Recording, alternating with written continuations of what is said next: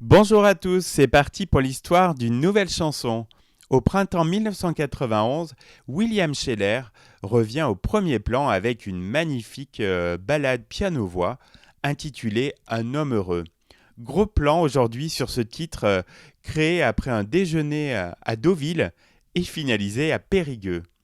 Musicien, auteur et interprète d'une grande sensibilité, William Sheller est aussi bien à l'aise avec un orchestre de 70 musiciens, comme au Palais des Congrès en mai 1990, que seul avec son piano à l'Olympia le 3 décembre de la même année.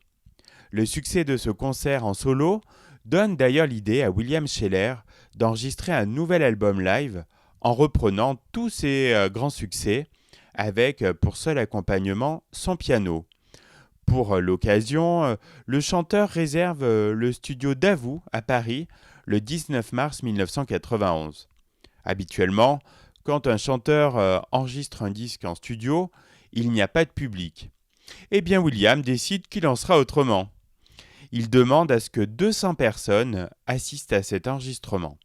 Sa maison de disques Philips ne croit pas beaucoup en ce projet qui est totalement à contre-courant du paysage musical du moment, plutôt tourné vers l'électronique que vers l'acoustique. Malgré cela, l'artiste décide d'aller au bout de son idée. Le 19 mars 1991, il enregistre donc 14 grands standards de son répertoire, avant de terminer par une chanson inédite intitulée Un homme heureux. Cette ballade piano-voix est née 2 ans plus tôt sur l'autoroute de Normandie. De retour de Deauville, où il était allé déguster des huîtres avec une amie, l'artiste imagine le début de la chanson. Il restera ensuite près d'un an avant de la finaliser et d'écrire les orchestrations dans une chambre d'hôtel à Périgueux sur du papier à musique photocopié sur place.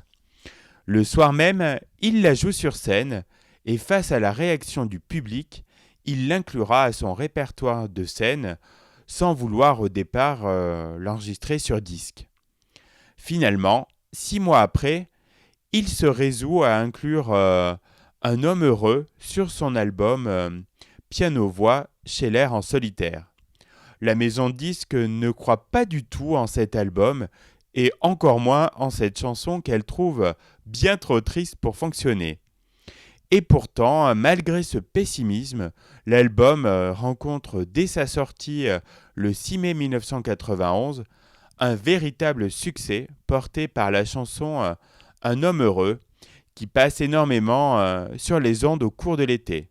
Elle recevra d'ailleurs l'Oscar de la chanson française en décembre 1991 et sera consacrée meilleure chanson de l'année aux Victoires de la musique le 1er février 1992.